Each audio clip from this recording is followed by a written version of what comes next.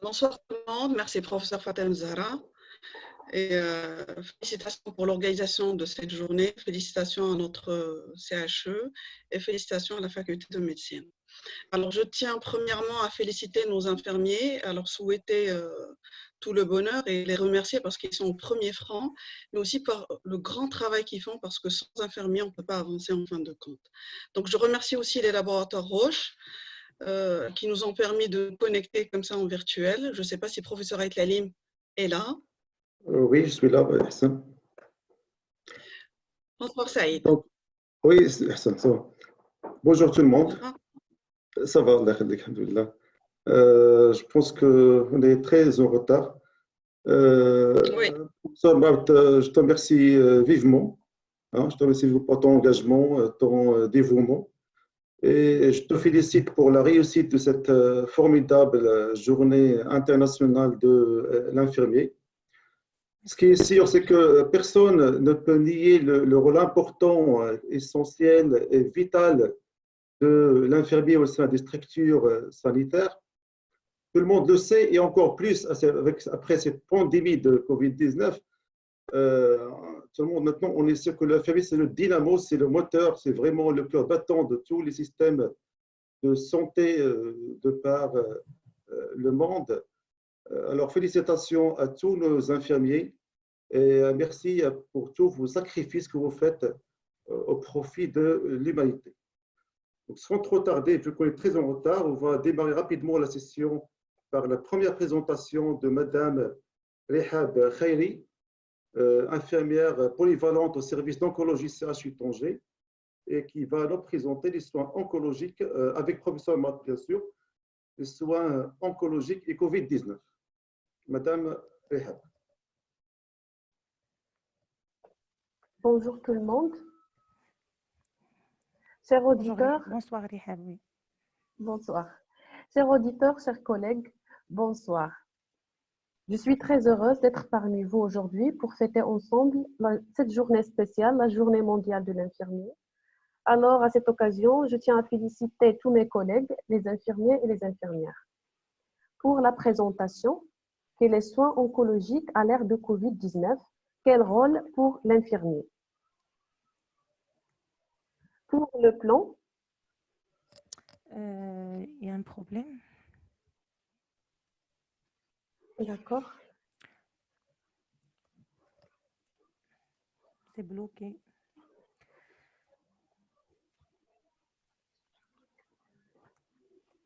Tu veux que j'essaie de partager?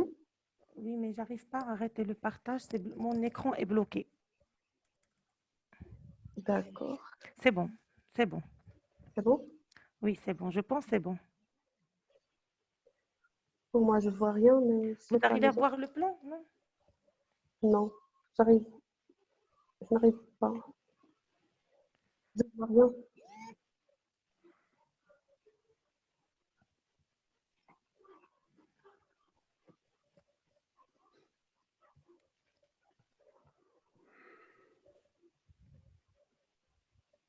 C'est bon? Oui.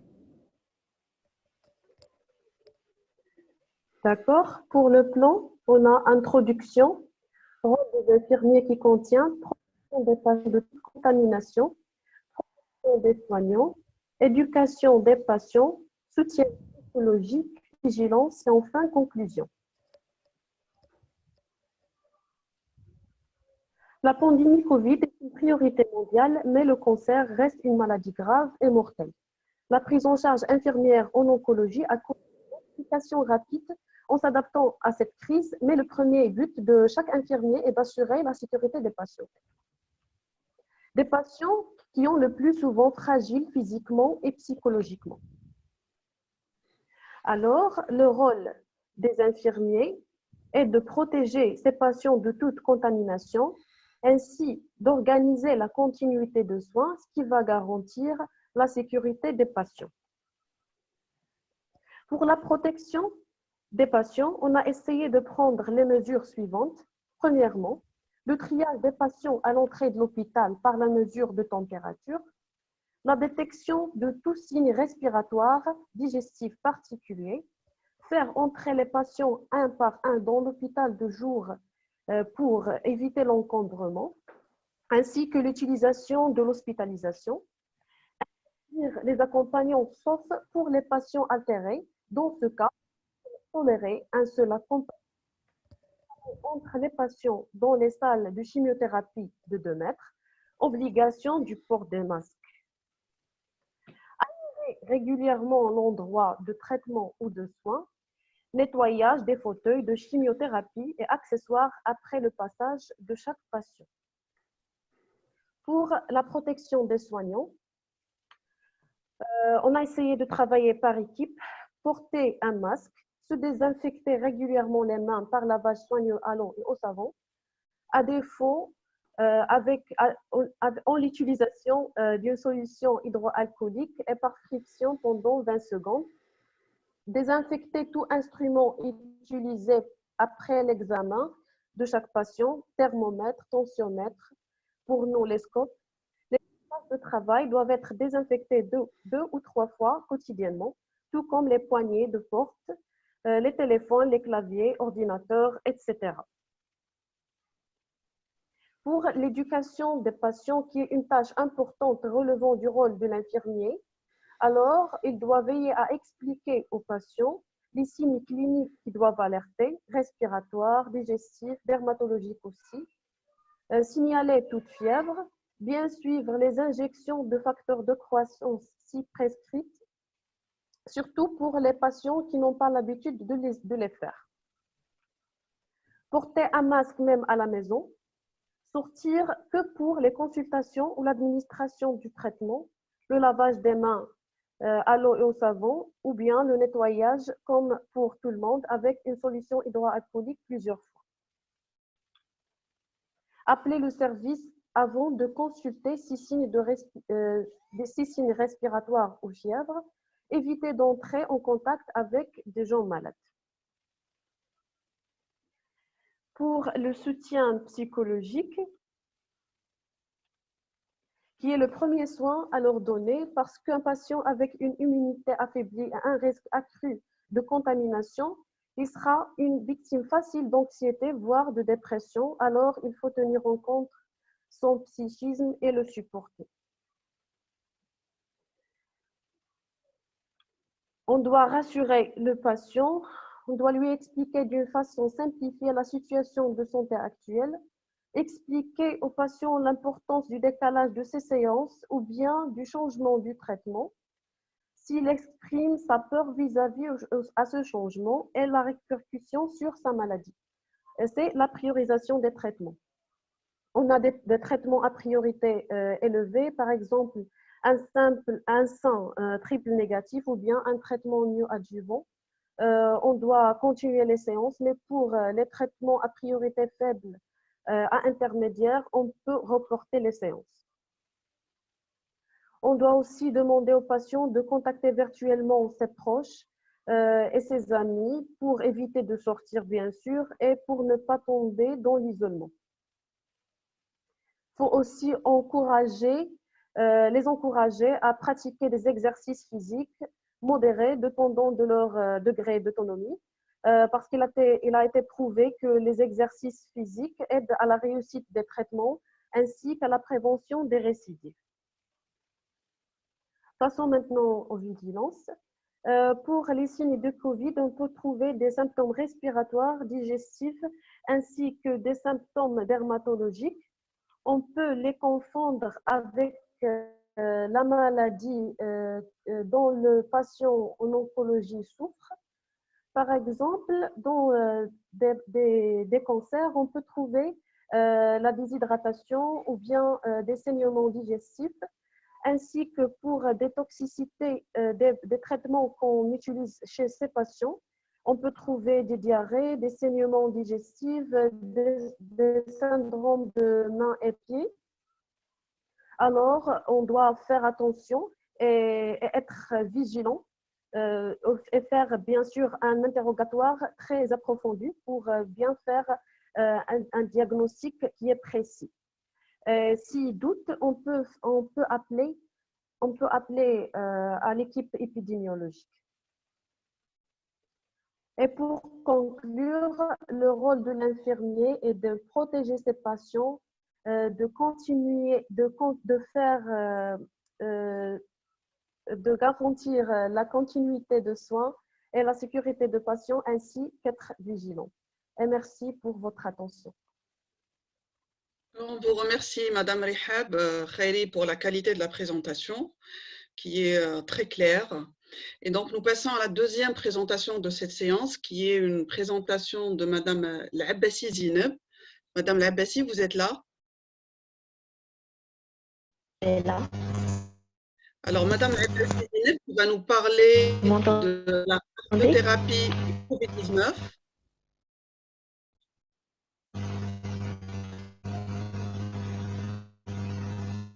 Madame L'abbassi? Madame Abbassi, vous préférez que je partage votre présentation?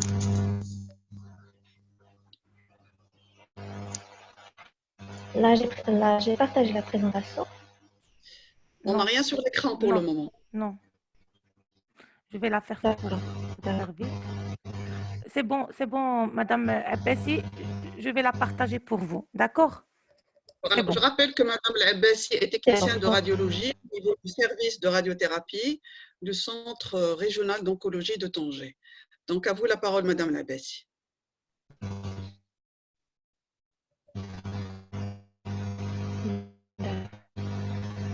Donc, s'il vous plaît, Madame Zineb, si vous êtes sur un PC, il faut éteindre ou éloigner votre téléphone, s'il vous plaît.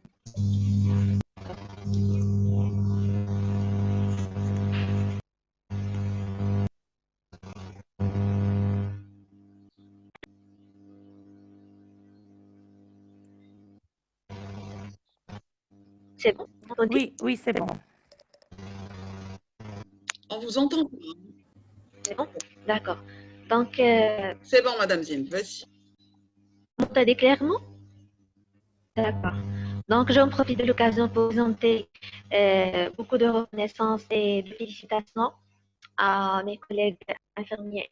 Donc j'en profite de l'occasion pour me santé pour cette journée. Ma présentation portera sur la radiothérapie Covid. Donc, d'accord. Donc, pour l'introduction, vous savez tous, le Maroc est dans une phase épidémique de Covid-19 qui impose une adaptation thérapeutique et une nouvelle organisation de travail. Bien qu'encore diversement touchés, nous sommes tous concernés pour limiter la propagation de virus. Donc, quelle ligne directrice peut être donnée?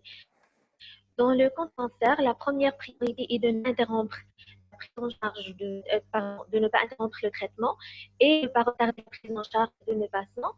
La seconde priorité est de protéger le patient médicaux et paramédicaux sur lesquels aucun traitement ne pourrait bien être délivré. La majorité des infections par COVID-19 sont bénignes, voire asymptomatiques. Dans la littérature, l'infection à coronavirus chez les sujets atteints de cancer a un risque de forme grave 5 fois plus élevé que celui de la population sans cancer, et un risque de décès multiplié vite, et le risque d'infection sera 3 fois plus important en cas de cancer. Madame Zineb, Madame Abbassi, vous m'entendez? Oui. S'il vous plaît, vous avez un petit problème de connexion. Si vous pouvez désactiver votre caméra, s'il vous plaît. Parce que ça coupe. Oui, bien merci. sûr. Merci. D'accord. Donc,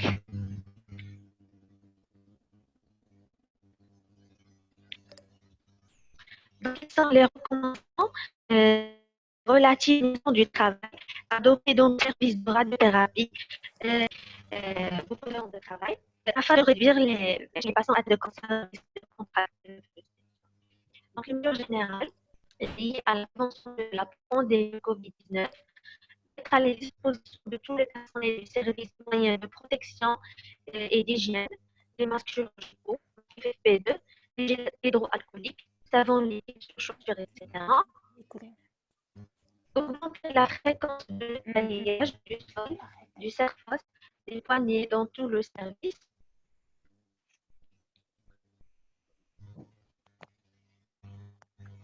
Contrôler le flux des passants à l'entrée du service et ne laisser passer dans la salle d'attente du poste de traitement que 3 patients après contrôle de la température. Ces 3 patients occupent les 3 cabines. Et il faut systématiquement affecter les cabines de déshabillage après chaque patient, après la sortie de chaque patient, espacer les chaises dans les salles d'attente du scanner et du traitement, tout en limitant le nombre de personnes qui sont présentes. Assurer une désinfection systématique de la table du scanner et de l'accélérateur et des moyens de contention après chaque patient. Autoriser un seul accompagnant pour les patients non autonomes et l'interdire pour ceux qui sont autonomes.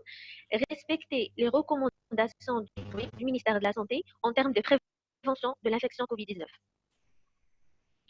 Donc, pour la protection des techniciens de radiothérapie, bien appliquer les consignes habituelles d'hygiène, respecter les mesures de distanciation, ne pas porter les mains à son visage en cours de manipulation de la machine ou du patient, porter des gants en cas de contact avec des liquides biologiques ou présence de lésions cutanées, lavage des mains ou friction avec une solution du sol, du surface hydroalcoolique, systématiquement à l'entrée du service et les 3 patients après.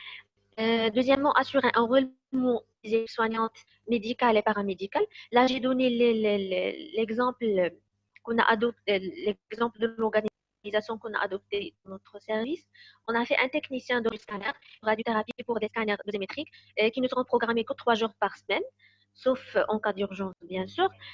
2 techniciens au poste de traitement par jour, soutenus par un soignant en cas de besoin.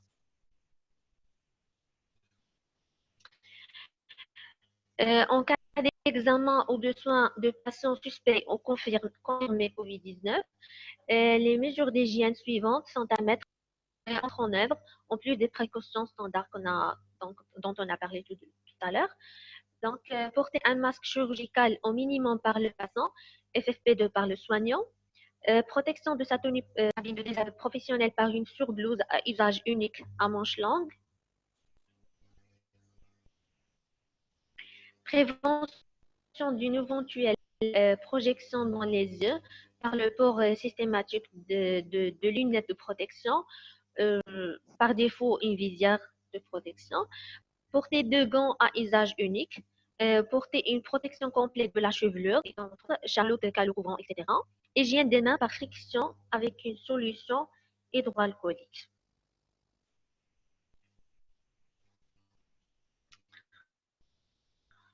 Donc, pour les patients qui sont confirmés COVID-19, peu symptomatiques ou en contact avec un cas confirmé, ou en contact.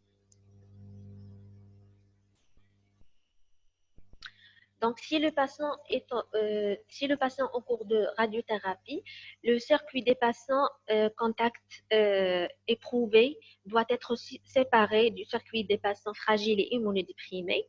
Regroupement en fin de journée, programmer la séance à la fin de la journée en coordination avec l'unité où le patient est en isolement. Limiter le temps passé dans le service, que ce soit pour une séance de radiothérapie ou pour une consultation en cours de traitement. Un seul manipulateur en salle pour la mise en place, le second restant au pupitre de commande. Protection maximale pour les personnels, nettoyage complet de la salle, de la table et des accessoires après chaque séance, selon les procédures établies par le ministère de la Santé. Et si la radiothérapie n'a encore démarré, il faut différer le traitement après guérison, sauf en cas d'urgence. Donc, pour conclure, les patients atteints de cancer font partie des personnes à risque de complications parfois mortelles. De nombreuses recommandations ont été mises en place pour minimiser le risque de contamination. Bien évidemment, ces recommandations peuvent évoluer rapidement au gré des données concernant la propagation de l'épidémie et des nouvelles connaissances scientifiques dont on disposera. et merci de votre attention. Merci, Madame Bassi. Merci pour cette belle présentation. Malheureusement, il y a un petit Merci. problème de son, mais quand même, on a pu suivre Ah, sur les diapos. C'est sûr que au niveau du centre de radiologie, c'est là où il faut prendre les mesures de protection maximale. L'infection elle est beaucoup plus fréquente chez les patients immunodéprimés. Et là, on passe oui, rapidement à oui. la troisième présentation. On va faire appel au professeur Gouldouj Salim. Il va nous présenter la gestion des dermatoses professionnelles chez les professionnels de la santé lors de la pandémie de coronavirus. Professeur Gouldouj Salim. Professeur Gouldouj, c'est un professeur en dermatologie, faculté de médecine, pharmacie, Tanger. Professeur Gouldouj. Bonsoir. Bonsoir. Pardon. À vous la parole. Merci, cher ami professeur Aït Lalim. Je tiens tout d'abord à remercier l'ensemble de la présence. Également, je tiens à remercier et féliciter l'ensemble du corps paramédical de leur journée.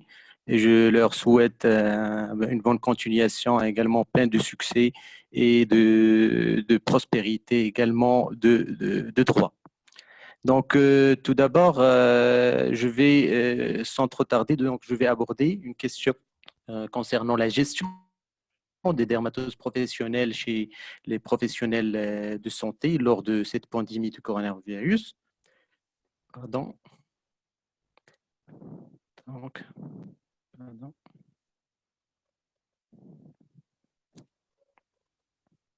Donc, depuis, comme vous savez, depuis l'épidémie du coronavirus en décembre 2019, donc, il y avait plus de 200 000 professionnels de santé qui ont participé en Chine dans la lutte contre cette maladie hautement contagieuse. Donc, afin de maintenir cette prise en charge des patients et la continuité des soins, des mesures de protection spécifiques ils sont appliquées et doivent être respectées. Et leur utilisation en continu, donc, il a provoqué certains dommages cutanés. Et ils sont fréquemment signalés. Également, les plus fréquemment rencontrés, c'est les dermatites de contact aigu et chroniques, également des infections secondaires ou bien l'aggravation de certains dermatoses sous-jacents. Donc, sur le plan épidémiologique, plusieurs études dans ce sens, ils ont objectivé que l'eczéma des mains était beaucoup plus fréquente et parmi les facteurs de risque les plus fréquemment rencontrés, donc surtout l'hygiène fréquente des mains et la longue durée de port des gants. Également, l'humidité, le contact prolongé avec les masques et les lunettes, également, ils sont source de maladies, diverses maladies cutanées. Donc, à savoir la dermatite de contact, l'urticaire et bien évidemment certaines exacerbations, certaines dermatoses inflammatoires telles que l'acné et la dermatite séborrhéique ou bien la rosacée. Donc, c'est une étude qui a objectivé un lien entre les dommages cutanés et l'exposition à certains facteurs.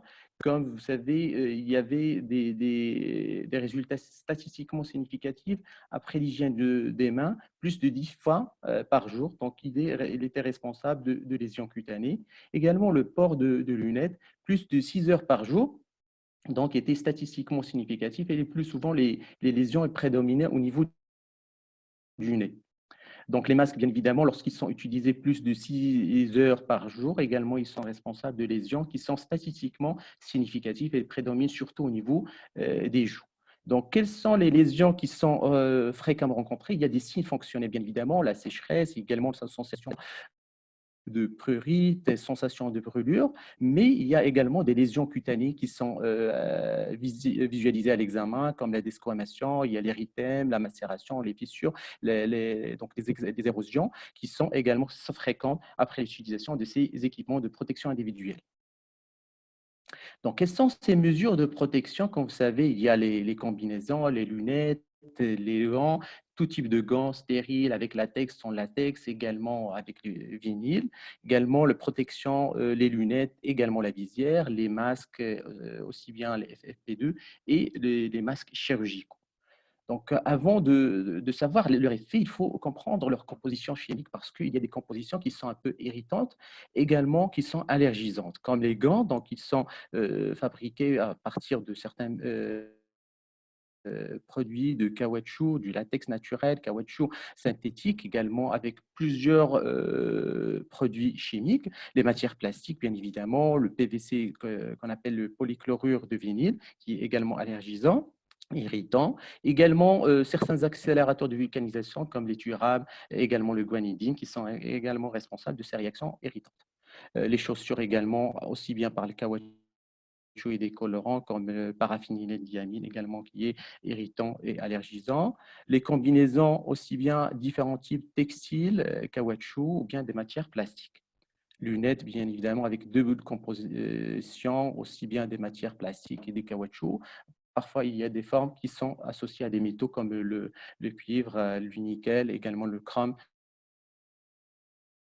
également qui peuvent être responsables de certaines réactions allergiques. Donc, différents types de masques qui sont disponibles, donc, vous voyez, avec différents niveaux de protection.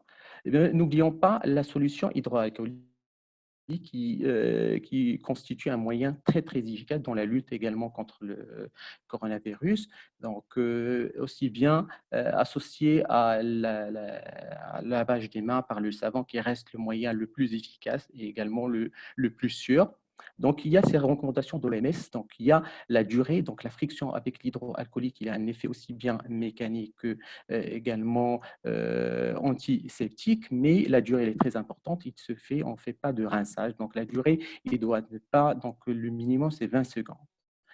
Concernant le lavage des mains, donc cette friction également, mais la fin, il faut rincer. Donc, la durée au minimum 40 secondes. Quels sont les moments de l'hygiène des mains? Donc, chez les professionnels de santé, il y a 5 indications de l'hygiène des mains chez les professionnels de santé. Donc, avant le contact du patient, avant le geste aseptique, également après le risque d'exposition à un liquide biologique, ou bien après le contact du patient, ou bien après le contact avec l'environnement du patient. Donc, la suggestion sur les détergents pour les mains. Donc, comme vous savez, le virus, il a montré à travers différentes études une faible résistance aux désinfectants, comme les désinfections aux ultraviolets, également l'eau chaude à 56 degrés pendant une durée de 30 minutes, des désinfectants également contenant le chlorure, donc le chlore, l'acide parasitique et l'éthanol 75%. Également, les désinfectants pour les mains utilisant l'éthanol, ils sont également prioritaires pour la décontamination des mains en dehors de la présence du savon et de l'eau. Donc, vous voyez quelques réactions cutanées secondaires à l'application de ces moyens. Donc, vous voyez cette photo qui illustre des lésions qui sont érythémateuses, finement squameuses, parfois fissurées. Vous voyez la peau est un peu épaissie, ce qu'on appelle la pachydermie à ce niveau. Parfois, ça calque au niveau de la main. Parfois, il peut déborder donc, au niveau de l'avant-bras. Vous voyez d'autres lésions un peu micro-papuleuses au niveau de la face dorsale des mains, parfois des fissurations, un érythème, parfois généralisé, prédominant au niveau de la face dorsale des mains. Parfois, uniquement une sécheresse cutanée, comme vous le voyez ici, une sécheresse aussi bien au niveau de la face dorsale que la face palmaire. Vous voyez un autre cas donc avec une kératodermie, on parle de kératodermie fissuraire, donc avec un épaississement au niveau de la région palmaire, et également parfois des pulpites, ce qu'on appelle les pulpites, atteinte des pulpes, donc avec fissuraire, avec des fines squames, donc, qui peuvent être une réaction secondaire à ces produits, donc des équipements de protection individuelle. Également, parfois, on peut avoir des formes un peu aiguës, donc avec des vésicules qui donnent cette sensation de tension, parfois un fluide très intense, et le patient, il souffre énormément parce que ces réactions aiguës, et ça crée un empêchement, un retentissement sur la qualité de son travail, parfois des pulpites fissuraires qui donnent cette sensation de douleur. Parfois, ça entrave le travail des patients. Parfois, ces lésions, elles retentissent énormément sur le travail du professionnel de santé.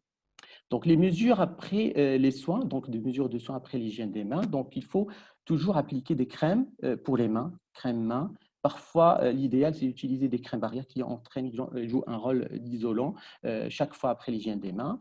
Donc, si on a le port des gants pendant une longue durée, donc on peut utiliser des émollients à base d'acide hyaluronique, du céramide, de la vitamine E. Donc, ils ont un effet hydratant très, très important et diminuent l'effet irritant de ces produits. Également, si on trouve des fissures, donc on peut utiliser des crèmes à base d'urée. Donc, si déjà on a une installation, on est le professionnel présente déjà une dermatite irritative avec des réactions très importantes, inflammatoires. Donc, c'est le rôle des dermocorticoïdes. Le plus souvent, c'est la classe forte, parfois très forte, parce qu'au niveau des mains, surtout, la couche cornéenne est beaucoup plus épaisse, la peau à ce niveau est un peu épaisse et ça nécessite donc des traitements à un niveau supérieur pour une meilleure absorption et une meilleure efficacité. Donc, quelles sont les mesures de protection liées aux gants? Donc, comme vous savez, les gants, l'utilisation prolongée des gants, il entraîne une surhydratation de la couche cornéenne au niveau de la main et par conséquent, il y aura une macération et des érosions. Et il faut savoir qu'également, certains matériaux chimiques comme le latex, qui utilise une composante du gant avec latex, ils sont susceptibles d'être irritants. Donc, ils peuvent provoquer donc, une dermite de contact avec une peau qui est macérée, érodée. Et le plus souvent, si on a une peau qui est altérée, donc c'est une source, une porte d'entrée à certains germes. Donc, si la peau, dans ce cas, elle est endommagée, il devient vulnérable donc, à ces infections secondaires, comme vous voyez dans cette photo, donc des abcès. Donc, les professionnels peuvent présenter des abcès sous-cutanés, des panaries, parfois des érysipèles. Et si le professionnel de santé, il est diabétique, un terrain particulier, des immunodépressions, il peut présenter des fasciites nécrosantes, qui est une urgence médico-chirurgicale, donc d'autant plus s'il est aggravé par la prise d'anti-inflammatoires, donc il peut donner des conséquences. Donc c'est uniquement des fissures au niveau des mains, donc un terrain particulier, donc ils peuvent être à l'origine de ces infections un peu redoutables. Donc, quelles sont les couches qu'on peut utiliser des gants? Une seule couche de gants en latex, il est suffisante pour la protection de la peau. Donc, parfois, on peut rajouter donc, une couche supplémentaire, donc, surtout pour les professionnels de santé qui ont des dommages cutanés, déjà disons des lésions cutanées, pour empêcher également le risque de contamination, ou bien il y a un risque sous-jacent de rupture des gants à travail particulier, donc une manipulation particulière, donc, qui risque de rompre les gants. Il est préférable d'utiliser les gants sans latex s'ils sont présents, donc sont disponibles. Et quelles sont les mesures de soins après une utilisation prolongée des gants? Donc, on peut utiliser des gants, comme vous voyez dans cette photo, des gants, quand on parle des gants en coton. Donc, ils sont recommandés, on peut les utiliser sous les gants en latex. Il faut également utiliser des crèmes hydratantes, favoriser après chaque port. Donc, laver également, utiliser des crèmes hydratantes qui sont disponibles. Les patients atteints de dermatite déjà installés avec des signes inflammatoires beaucoup plus importants, c'est les dermocorticoïdes. Donc, si les lésions elles persistent et l'éruption il résiste au traitement, donc il faut référer au dermatologue. Donc, si macération, donc, on utilise des produits à base d'oxyde de zinc. Donc, les recommandés ils sont un effet apaisant, hydratant très très important et cicatrisant. Donc, pas mal de produits disponibles sur le marché. Les masques et les lunettes de protection du visage. Donc, ils sont du visage, ils sont responsables également certains dermatoses comme les lésions de pression, l'urticaire, la dermite de contact et les sécheresses cutanées et l'aggravation de certains dermatoses du visage. Donc, vous voyez des cas d'eczéma du visage secondaire au port d'un masque. Vous voyez les lésions, il peut s'étendre également au niveau de l'œil.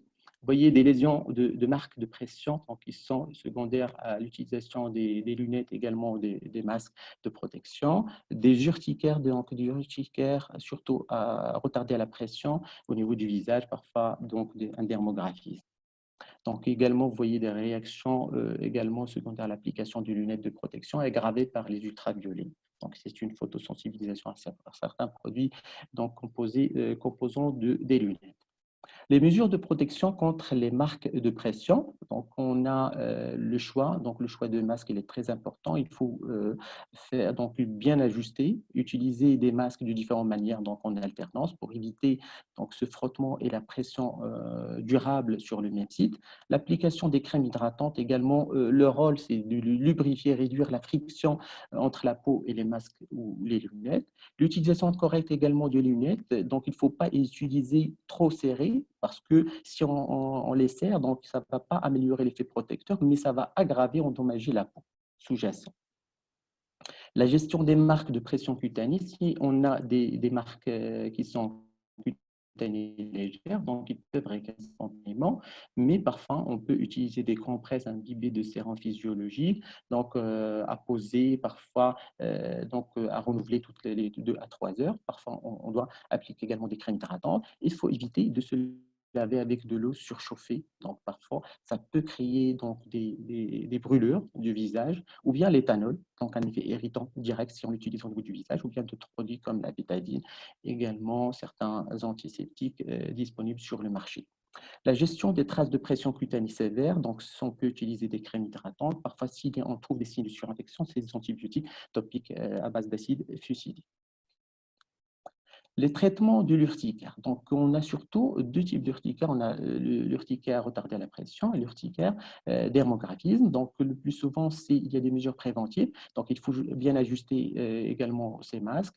Et également changer avec d'autres types d'équipements de protection individuelle qui sont beaucoup plus, avec des matières qui sont moins compressives. Et également, dans certaines situations, on peut utiliser des antihistamiques, surtout de première génération, la cétirizine ou le ratavir. Parfois, on peut compléter par l'anti-leucotriène comme le singulaire. Les traitements, lorsqu'on est devant l'installation déjà de la dermite de contact causée par les masques, donc on utilise soit des crèmes hydratantes. Si dans les formes un peu sévères, on peut ajouter des dermocorticoïdes classe faible à modérée, non fluorés. Donc, il faut éviter de mettre les dermocorticoïdes fluorés au niveau du visage, parce qu'il peut entraîner des dermites cortisoniques au niveau du visage. Si un prurite sévère, donc si on peut ajouter un antihistaminique par voie orale et n'oublions la photoprotection parce que la réaction inflammatoire, il peut engendrer une pigmentation post-inflammatoire qui reste un peu difficile à traiter à distance de l'épisode. Donc, vous voyez quelques exemples d'aggravation des dermatoses aggravées par le port de ces masques ou bien des lunettes. Donc, c'est l'acné inflammatoire. Vous voyez, du fait qu'il y a un effet occlusif très important, ça crée une hyperséborie, une hypersidation et on donne un phénomène inflammatoire, un effet mécanique qui va aggraver les comédons. Et vous voyez les lésions papulopustuleuses au niveau du visage, parfois aggravation, ce qu'on appelle la rosacée, qui est une dermatose faciale. Vous voyez les fines télangiectasies, c'est très caractéristique au niveau du nez et au niveau des joues. Donc, c'est différent de l'acné, c'est ce qu'on appelle la coupe rose. Donc, à ce stade, on parle de coupe rose avec un érythème et des fines télangiectasies. Parfois, il y a une phase de papulopustuleuse. On a une forme, dans ce cas, une forme mixte. Parfois, il y a dermite, exacerbation de la dermite séborique, qui est une dermatose faciale également chronique, donc avec des squames très caractéristiques, donc des squames qui sont un peu jaunâtres au niveau des zones séboriques. Donc, la prise en charge des autres dermatoses aggravées par les masques, donc l'acné, ça rejoint la prise en charge de l'acné, mais on utilise beaucoup plus des crèmes matifiantes qui diminuent la séborrhée. Parfois, on utilise des topiques à base de peroxyde de benzol, donc surtout si on a des lésions papuleuses ou pustuleuses à contenu purulent, ou bien des crèmes à base d'érythinoïdes lorsqu'on est devant des lésions un peu avec des points noirs rétentionnels, on parle d'acné rétentionnel.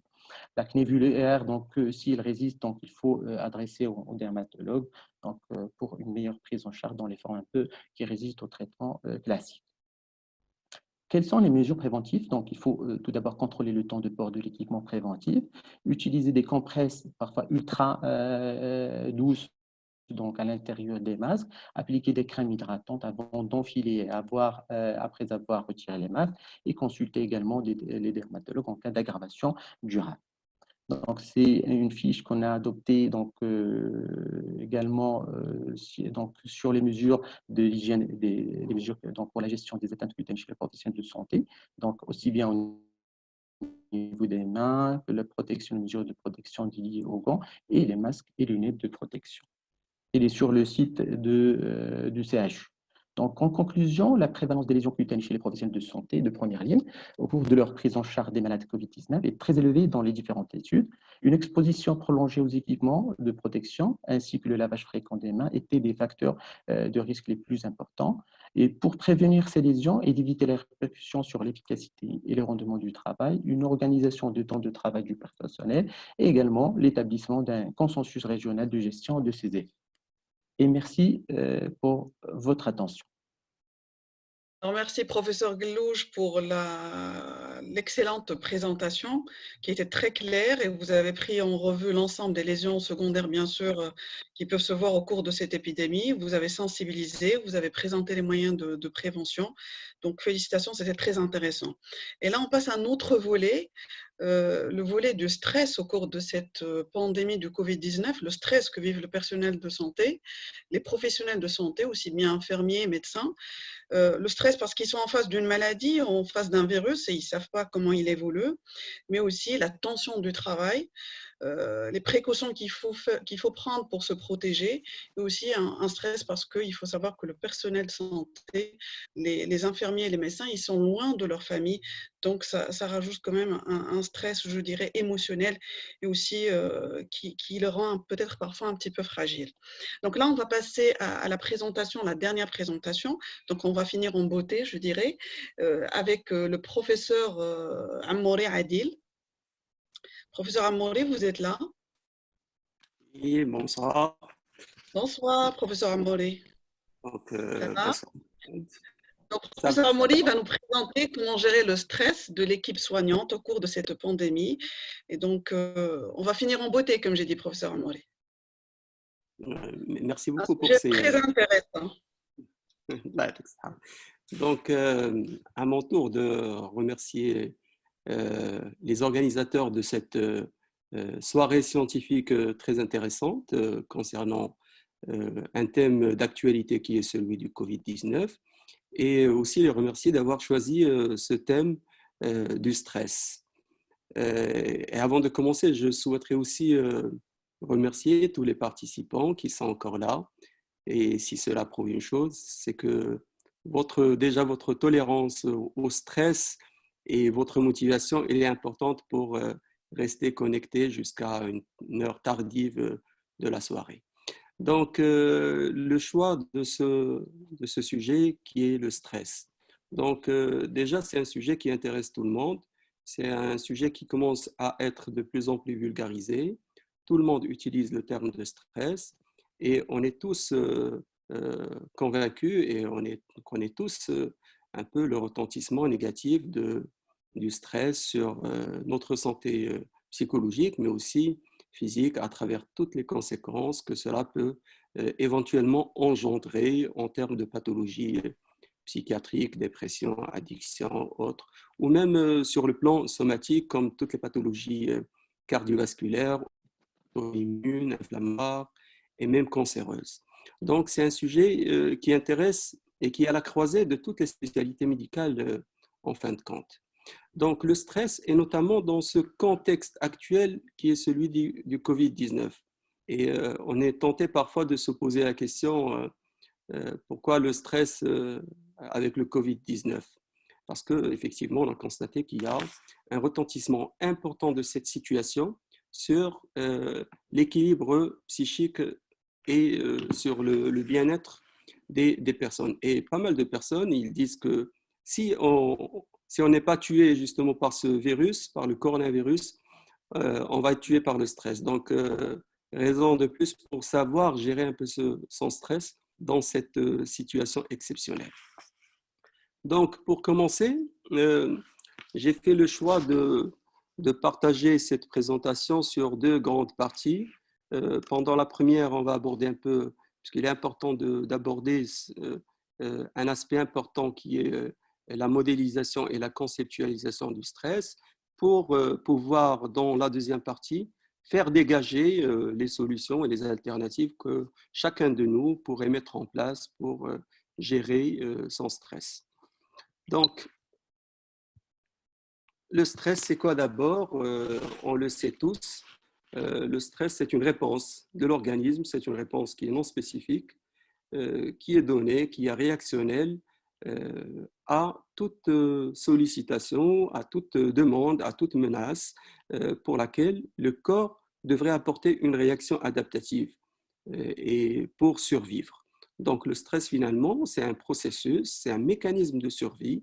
Ça fait partie de notre bagage génétique, ça a été, c'est-à-dire déterminé génétiquement à travers notre évolution dès le début de l'humanité pour apporter et pour permettre aux humains de survivre dans un monde qui est quand même rempli de menaces et de dangers. Donc le stress est un mécanisme qui est indispensable, non spécifique, contrairement à la réaction de stress à laquelle il faut différencier entre stress et réaction de stress. Si le stress est un processus, la réaction de stress, c'est l'ensemble des manifestations, l'ensemble des expressions, l'ensemble des réactions du corps face à toute menace et qui est secondaire justement au déploiement de ce processus. Donc, du coup, cette réaction peut être normale ou peut être pathologique. À ce moment-là, quand on a l'habitude de confondre parfois les choses et de dire que le stress, il peut être pathologique ou il peut être, c'est-à-dire normal, il peut être positif ou il peut être négatif, mais en fin de compte, c'est la réaction au stress qui peut être normale, positive ou être pathologique ou négatif. Donc, le stress, c'est quoi? Le stress, d'abord, ça ne vient pas tout seul. Il y a une notion qui est très importante, qui est celle du stresseur ou de la situation stressante. Et on l'a vécu tous et on le vit toujours, chacun de son côté, quotidiennement, où on est exposé parfois à des situations stressantes. Donc, toute situation stressante à laquelle le sujet est exposé et qui nécessite une adaptation pour y faire face est un stresseur. Et donc, du coup, on le sait, les stresseurs ils sont de nature très différente. Ils sont non spécifiques, ils sont nombreux, ça touche à différents domaines de la vie. Ça peut être la famille, ça peut être le travail, ça peut être les relations professionnelles, ça peut être les études, ça peut être les conditions de vie. Donc, un nombre infini, illimité de situations stressantes. On peut dire qu'il y a autant de stresseurs que de situations et de personnes. Et donc, du coup, cela nous pousse à réfléchir un peu sur cette nature stressante et sur cette qualité stressante de ces situations où, c'est-à-dire les cognitivistes, ils ont apporté un modèle pour dire que finalement, ce qui stresse, ce n'est pas la situation elle-même, mais c'est la perception qu'on a de cette situation. Et c'est ce qui explique que face à une situation donnée, il y en a certaines personnes qui vont stresser, qui vont développer un processus de stress, et en contrepartie, il y en a d'autres qui, pour eux, ça ne va rien changer. Donc finalement, face à la même situation, les perceptions sont différentes, et donc du coup, les réactions sont différentes. Donc ça, c'est un point qui est très important, c'est le rôle justement de l'évaluation cognitive de la situation stressante. Donc, pour modéliser rapidement ce processus de stress, donc le stresseur, la première étape, c'est l'évaluation. L'évaluation porte sur deux aspects importants. L'évaluation du stresseur et l'évaluation de notre propre capacité à faire face. Donc, au terme de cette évaluation, si elle conclut à la présence d'une menace, mais si par contre elle ne conclut pas à la présence de menace, donc il n'y aura pas de stress. Dans le cas opposé, si cette évaluation conclut à la présence d'une menace, donc du coup, automatiquement le stress démarre et se met en place. Pourquoi?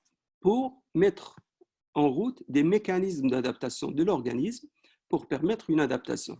Ces mécanismes d'adaptation, ils sont de nature différente.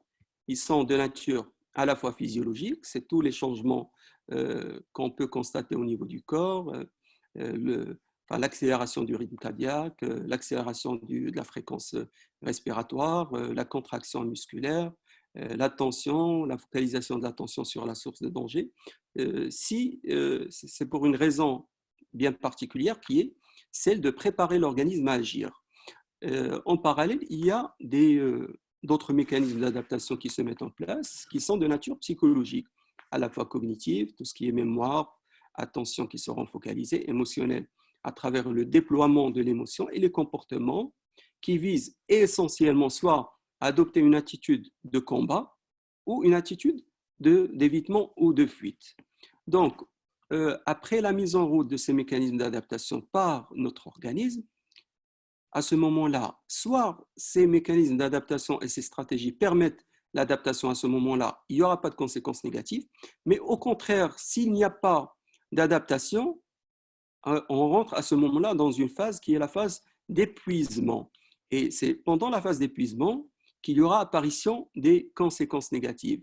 Donc, pour les patients qui viennent avec parfois des complications somatiques, ils sont largement causés par un stress qui est chronique. Très bien. Donc, actuellement, quand on parle de Covid et de stress, donc on a vu un peu la modélisation du stress, mais qu'en est-il de la situation actuelle, disons, principalement par cette pandémie de Covid? Il faut savoir que déjà cette situation, l'installation de cette pandémie, en elle-même comporte certaines caractéristiques qui sont sources de stress et qui sont anxiogènes. D'abord, la nature anxiogène, à la limite traumatique de cette situation, où il y a une menace d'anéantissement pour soi-même ou pour autrui, où des sujets sont déjà décédés. C'est une situation nouvelle, inouïe, qu'on n'a pas vécue dans les dernières années, du moins pour les générations présentes. C'est une pandémie dont le début et l'évolution sont relativement rapides, donc du coup, même les mécanismes d'adaptation des personnes et de la société, ça va mettre un peu plus de temps à se mettre en place. C'est une situation où il y a un manque de contrôlabilité personnelle. On ne sait pas trop comment ça va se passer par la suite. On n'a pas de visibilité par rapport à l'évolution. Et c'est une situation qui est aggravée par le confinement, qui lui-même est une source de stress et qui pourrait également être majoré par certains autres facteurs de stress, comme les pertes financières, le chômage, etc. Donc, vous voyez que quand même, il y a pas mal de facteurs stresseurs ou qui sont à l'origine du stress.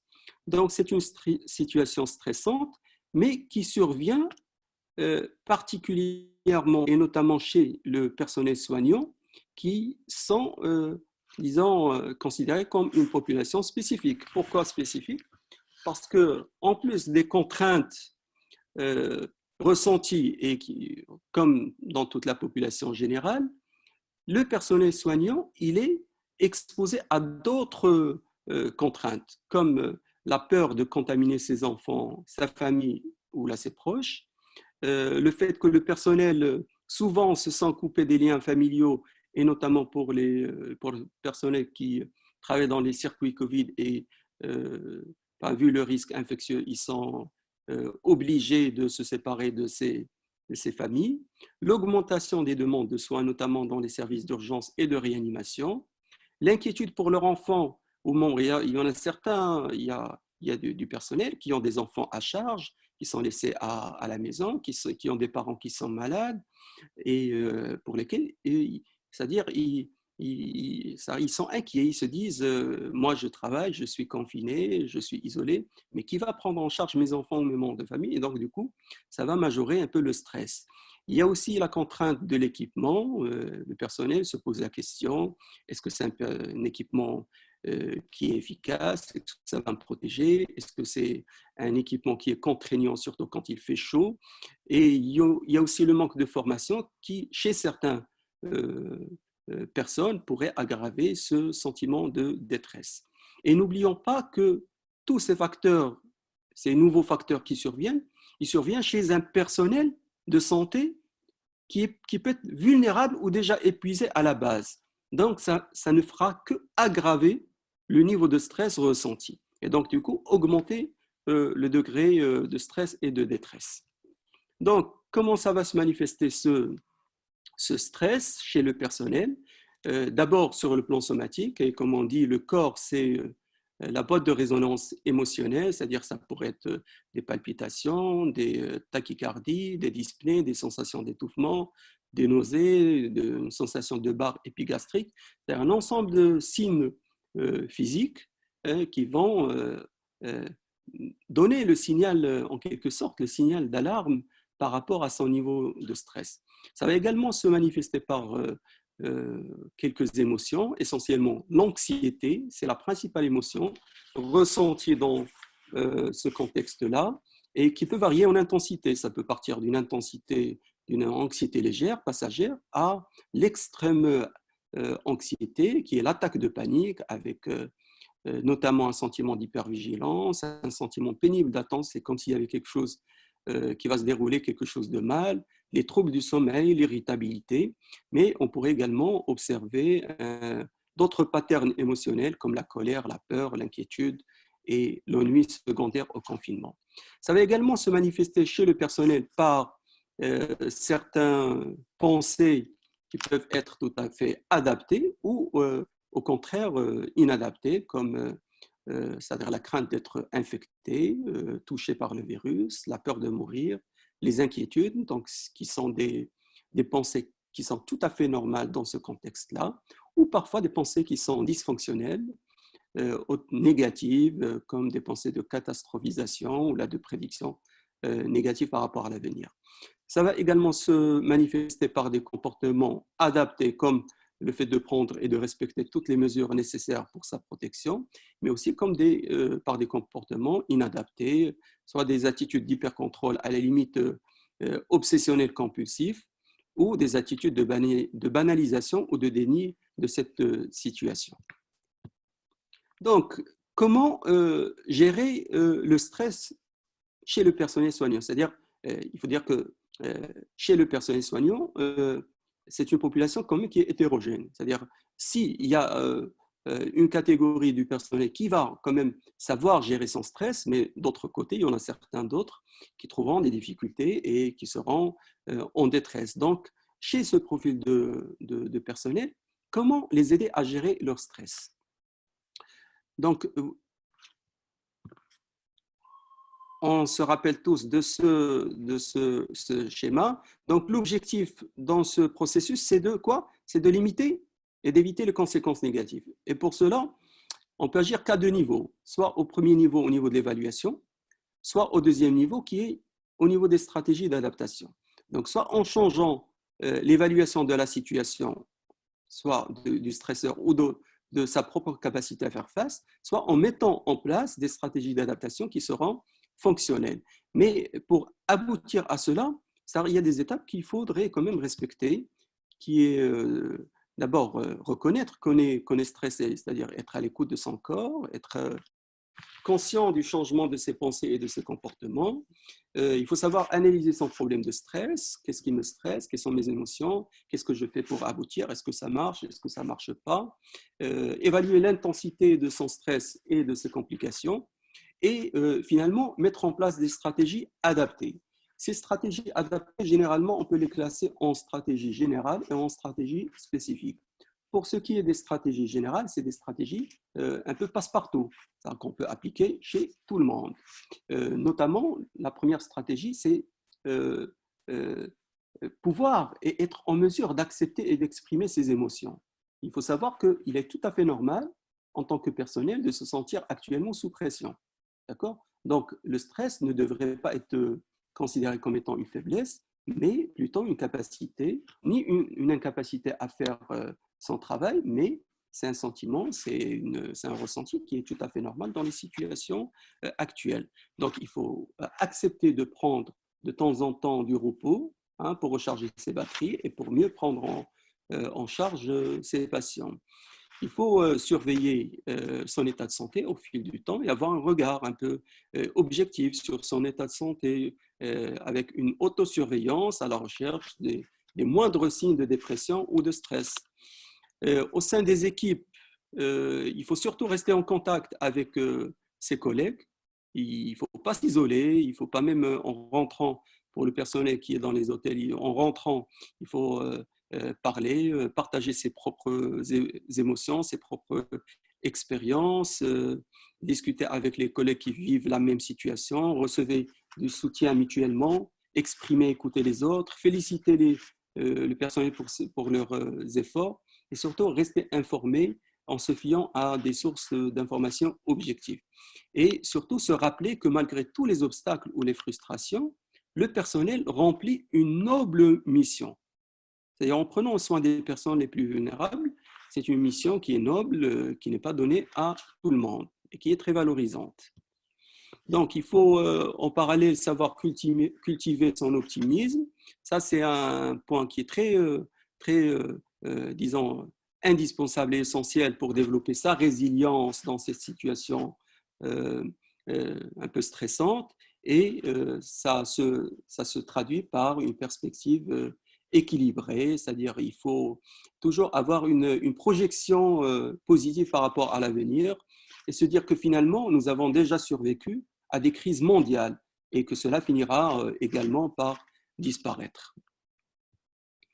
Il faut limiter l'exposition aux messages anxiogènes, c'est-à-dire qu'il ne faut pas être tout le temps, c'est un message qui est diffusé, mais il ne faut pas être tout le temps collé ou scotché sur son smartphone ou sur sa télé avec un flux continu d'informations toxiques, mais au contraire, il faut limiter à des moments bien précis de la journée en évitant bien évidemment le soir. Participer à des événements agréables pour contrebalancer justement ce stress.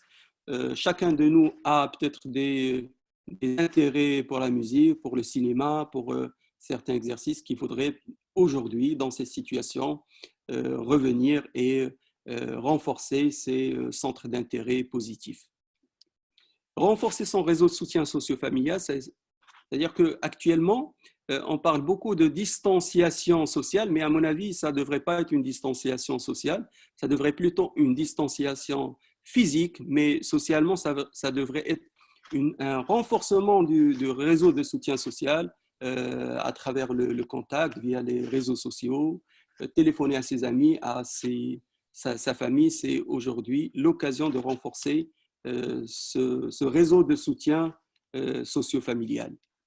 Prendre soin de soi, hein, c'est-à-dire essayer d'avoir du répit, faire du sport, dormir suffisamment, maintenir une activité physique, et éviter justement pour les gens qui ont des conduites addictives d'exagérer. Je pense qu'avec l'avènement du mois de Ramadan, c'est une opportunité qu'il faudrait saisir pour réduire ces conduites ou c'est des conduites de consommation de substances psychoactives.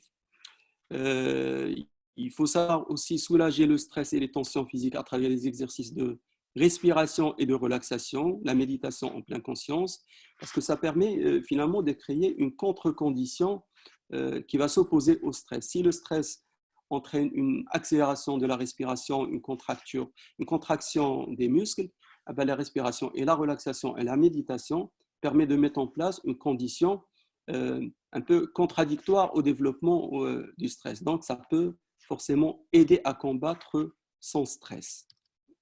Positiver la situation actuelle, c'est un travail cognitif que chacun de nous peut faire. C'est-à-dire qu'il faut voir un peu l'aspect positif de cette situation pour les gens peut-être qui ne sont pas isolés et qui sont loin de leur famille. C'est-à-dire que pour les autres, ils ont plus de temps à passer entre familles. C'est l'occasion de consolider ces liens familiaux, de se reposer et surtout de revoir un peu ses objectifs et ses priorités.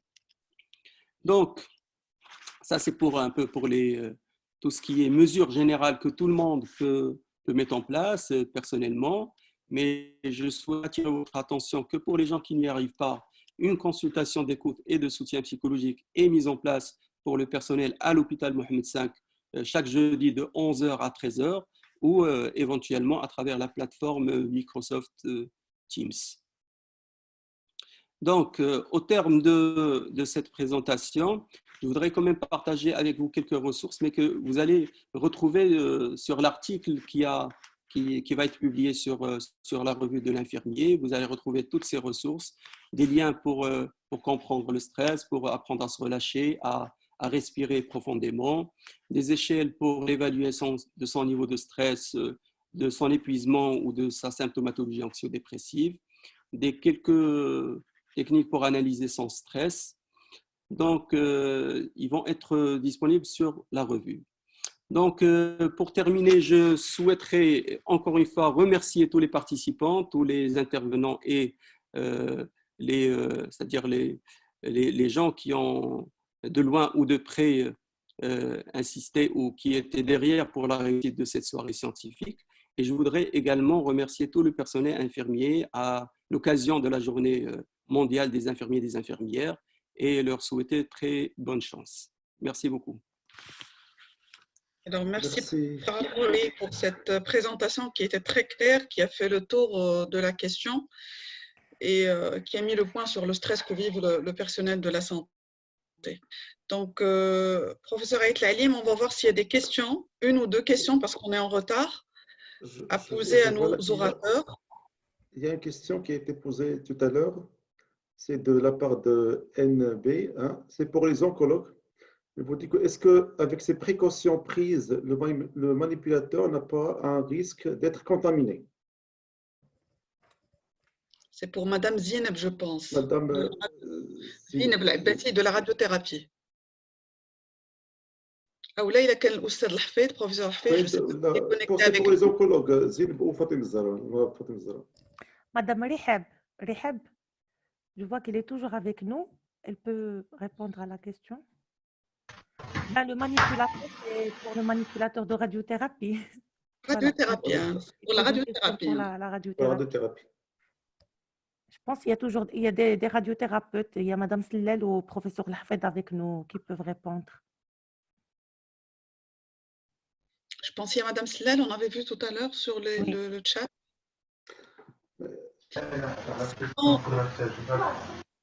Je pense généralement si on prend vraiment les précautions, le risque elle est très minime si on respecte. Je ne sais pas, si on respecte les règles de sécurité. Oui, justement. Oui. Madame Zineb. Oui, vous m'entendez? Oui, on vous entend. Merci, Madame.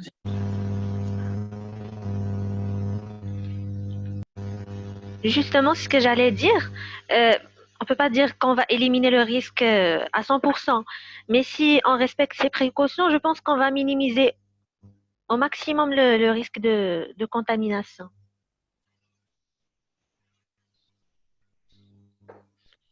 Donc, il faut se protéger au maximum et il faut nettoyer et tout.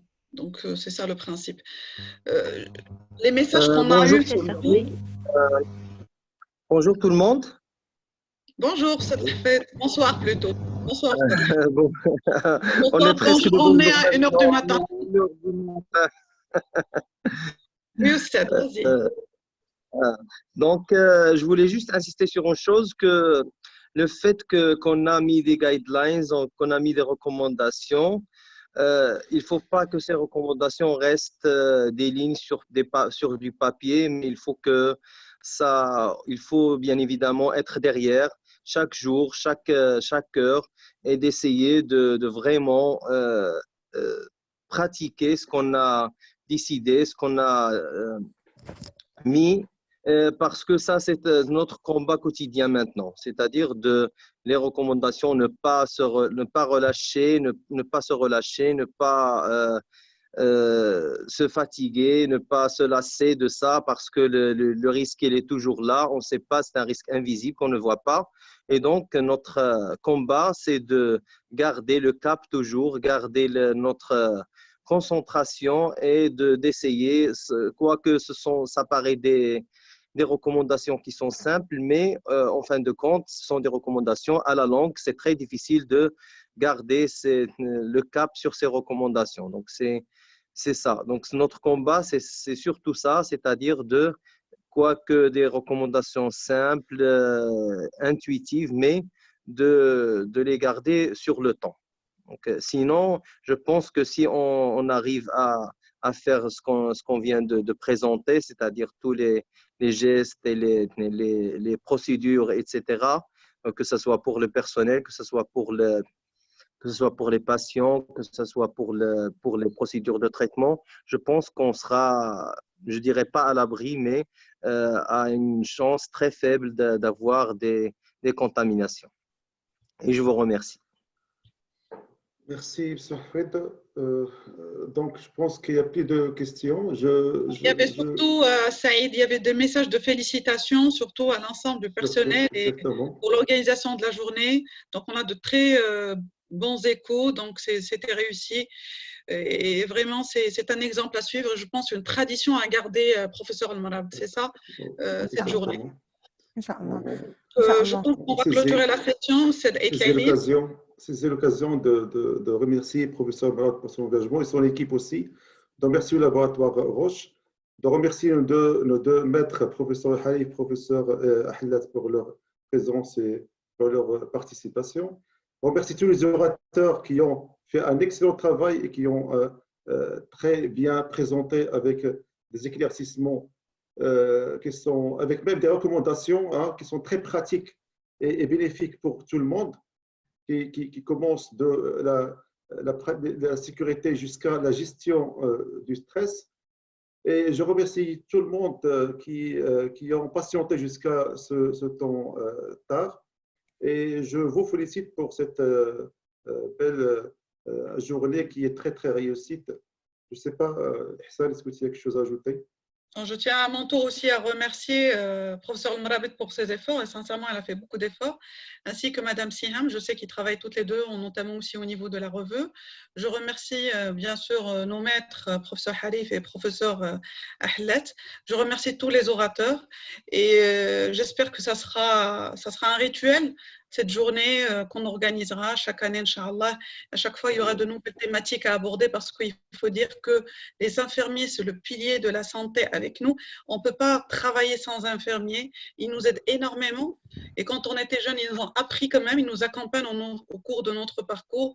Donc, il faut toujours les encourager parce qu'on a besoin d'eux, ils ont besoin de nous.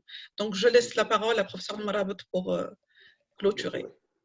Merci professeur Melouki, merci professeur Aitlelim. Je ne sais pas, avant de conclure, si professeur Harif et professeur Ahlet veulent rajouter quelque chose pour clôturer la soirée, je dirais. Professeur Harif, vous êtes toujours là? Professeur Oui, Harif? je suis toujours là. Je pense que c'est vous qui méritez tous les éloges, c'est vous et Siham. Je pense moi personnellement, je découvre un potentiel extraordinaire de travail. Au-delà de cette journée, il y a plein d'autres choses. Il y a le guide, il y a la plateforme, il y a beaucoup de dynamique. Et je pense qu'on a besoin de cette dynamique au niveau de notre région. On a besoin d'une dynamique positive qui pousse l'ensemble des acteurs à reprendre confiance en eux-mêmes, reprendre confiance, à ce que la population reprenne confiance en ces acteurs de la santé. C'est vrai que cette histoire de Covid, elle a beaucoup d'aspects négatifs, c'est clair, mais elle a un aspect très positif pour le secteur de la santé, à mon avis. Elle remet en selle les acteurs de la santé comme étant des acteurs majeurs dans le système. Ils sont valorisés par tout le monde. Et je pense que, comme le dit Monsieur le ministre à chaque fois, le système de santé avant le Covid sera différent après le Covid. Et c'est une prise de conscience généralisée à l'échelle du monde entier, mais aussi à l'échelle de notre pays. Je pense que vous représentez le modèle de la dynamique qu'on devrait embarquer collectivement. Et je ne peux que me féliciter de cela. Je vois qu'on est tard la nuit, il reste encore 117 personnes qui tiennent jusqu'à maintenant. Ça montre que c'est des personnes engagées. Il y avait je dirais une envie sincère de travailler ensemble. Je pense aussi à autre chose qui me surprend, c'est la capacité des équipes du CHU, des enseignants à travailler avec les équipes de la région, et vous l'avez démontré aussi. J'espère qu'on développera ce réseau collectif et on a des potentiels dans tout. Chaque fois qu'on touche, j'ai vu les présentations, certaines infirmières sont juste impressionnantes. Elles pourraient être celles de professeurs de médecine. Ils nous ont fait vraiment d'excellentes présentations. Et donc, il faut faire confiance, soutenir, et j'estime que c'est mon rôle, et je pense que M. le doyen est également convaincu de cela. Inch'Allah, on arrivera à relever ce secteur comme étant un secteur dont la région peut être fière. Voilà. Merci professeur pour votre confiance. Professeur Ahlet, vous voulez rajouter quelque chose? Professeur Ahlet, pense que monsieur le doyen n'est pas avec nous. Donc, on est à 1h15 du matin. Moi aussi, je félicite tous les orateurs, tous les infirmiers pour le travail énorme qu'ils ont fait pour présenter les communications. C'était très bien réussi. Merci encore une fois. Merci aux participants de rester jusqu'à cette heure très tard. Merci au laboratoire Roche pour leur soutien et leur accompagnement jusqu'à cette heure. Et je souhaite moi aussi à mon tour que l'année prochaine, Inch'Allah, on pourra fêter la deuxième journée internationale de l'infirmier dans des conditions meilleures, peut-être en post-Covid, et on pourra la fêter en contact direct et pas par audiovisuel, Inch'Allah. Donc, je vous souhaite bonne fin de soirée. Merci beaucoup. Merci tout le monde.